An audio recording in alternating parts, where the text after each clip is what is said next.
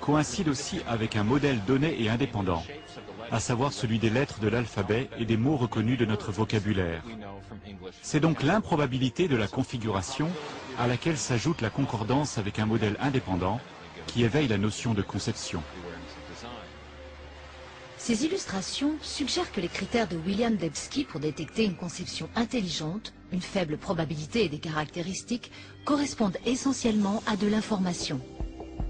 Une information présente non seulement dans des photos, des écrits et des séquences numériques, mais aussi dans des logiciels et des signaux radio. La capacité de détecter l'information dans des transmissions électromagnétiques a permis à l'homme de faire des recherches uniques pour trouver de l'intelligence. Depuis plus de 30 ans, les astronomes qui participent au programme SETI, à la recherche d'une intelligence extraterrestre, sont à l'écoute de signaux radio en provenance de l'espace dans le but de découvrir des signaux enrichis d'informations. D'ordinaire, les radiotélescopes captent des bruits quelconques ou de simples signaux répétitifs, produits naturellement par des étoiles, des galaxies ou d'autres corps célestes. Mais les astronomes affirment que si jamais ils identifiaient un signal porteur d'informations, cela confirmerait l'existence d'une vie intelligente au-delà de la Terre.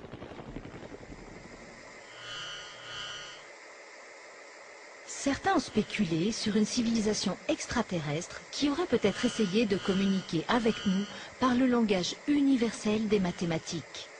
Par exemple, au moyen d'une série de nombres premiers. On ne peut pas obtenir cela par hasard. Il faut de la complexité ou de l'improbabilité, beaucoup de nombres premiers, et aussi une structure, un motif identifiable. Ce n'est pas un motif que l'on impose, c'est un motif qui se présente objectivement. À ce jour, le programme SETI n'a détecté aucun motif ni aucune information attribuable à de l'intelligence dans une galaxie éloignée. Mais un autre univers, bien plus proche, a offert aux scientifiques une mine d'informations regroupées au sein du noyau de la cellule vivante. L'ADN possède une structure idéale pour le transport de données.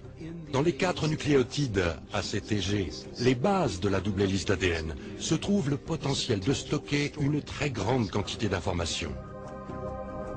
Il n'existe en fait aucune entité dans l'univers connu qui puisse conserver et traiter autant de données avec autant d'efficacité que la molécule d'ADN.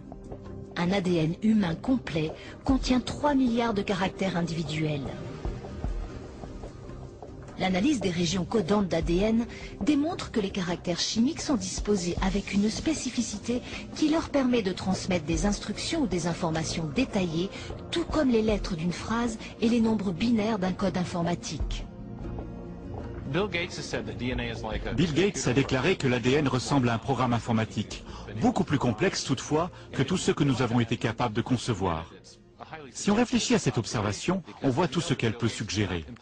Parce qu'on sait que Bill Gates n'a pas recours au vent, à l'érosion ou à des générateurs de nombres aléatoires pour créer ses logiciels. Il emploie à cet effet des ingénieurs intelligents, des ingénieurs en informatique. Tout ce que nous savons nous indique donc que des systèmes riches en informations découlent d'une conception intelligente. Mais que penser du fait que la vie contient des informations, du fait qu'elles sont présentes dans chaque cellule de chaque organisme vivant? C'est ça le mystère fondamental. D'où vient cette information? Au cours des 15 dernières années, le philosophe et scientifique Stephen Meyer s'est appliqué à répondre à cette question.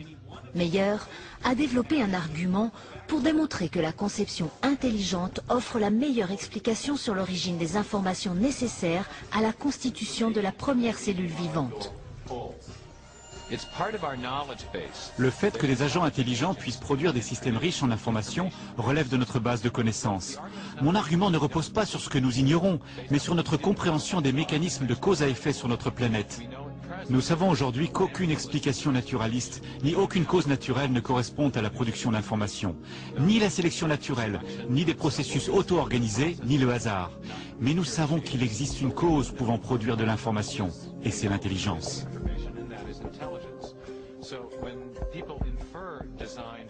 Par conséquent, quand des personnes associent la conception intelligente à la présence d'informations dans l'ADN, elles se réfèrent à ce que l'on appelle dans les sciences historiques la meilleure explication possible. En observant donc une structure riche en informations dans la cellule, plus précisément dans l'ADN, nous pouvons déduire qu'une intelligence a joué un rôle dans l'origine de ce système, même si nous n'étions pas présents quand il est venu à l'existence. Les travaux de Meyer sur l'origine de l'information génétique sont venus enrichir un plaidoyer scientifique pour la conception intelligente née d'une réunion de savants et de philosophes sur la côte centrale de la Californie en 1993. Leur objectif était de réévaluer une idée qui a dominé la biologie pendant plus d'1 siècle. Au fil de leurs rencontres, ils développèrent une théorie connue aujourd'hui sous les noms de conception intelligente ou dessin intelligent. À mes yeux, la conception intelligente est très prometteuse parce qu'elle nous apporte un nouvel outil et une explication qui a sa place dans la panoplie de la science. Les causes intelligentes sont réelles, elles laissent des preuves de leur existence. Et une science se porte bien quand elle recherche la vérité et permet aux preuves de parler d'elles-mêmes. L'argument de la conception intelligente est basé sur une observation des faits. C'est ainsi que je définis une science efficace. C'est en observant les faits. Et quand on les étudie comme Michael Behe, on découvre ce modèle incroyable de complexité indépendante. Et la façon de conclure à une conception intelligente devant un flagelle bactérien est la même que celle qu'on adopte devant un moteur hors bord. Quand on regarde ce moteur, on voit comment ces parties fonctionnent entre elles et on sait que quelqu'un l'a fabriqué. Le raisonnement est le même devant des machines moléculaires. Et donc l'idée de conception intelligente est entièrement scientifique. Elle peut certes comporter des implications religieuses, mais elle ne repose pas sur de telles hypothèses.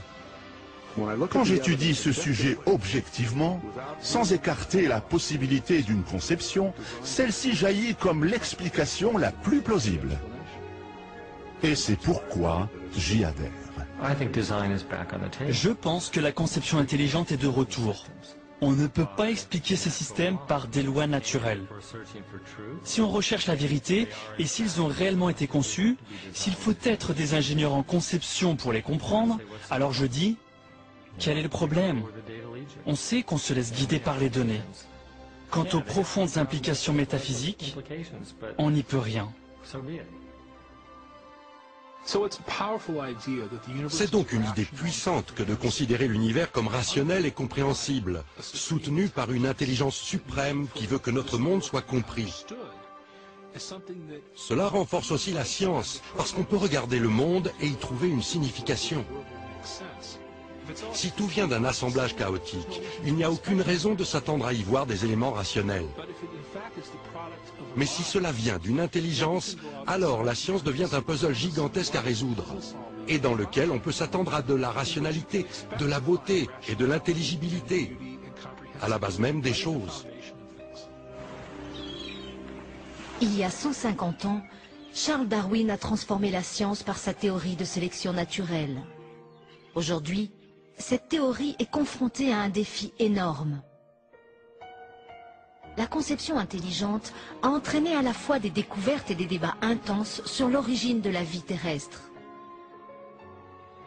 Et pour un nombre croissant d'hommes de science, elle représente un paradigme, une idée capable, à nouveau, de redéfinir les fondements de la pensée scientifique.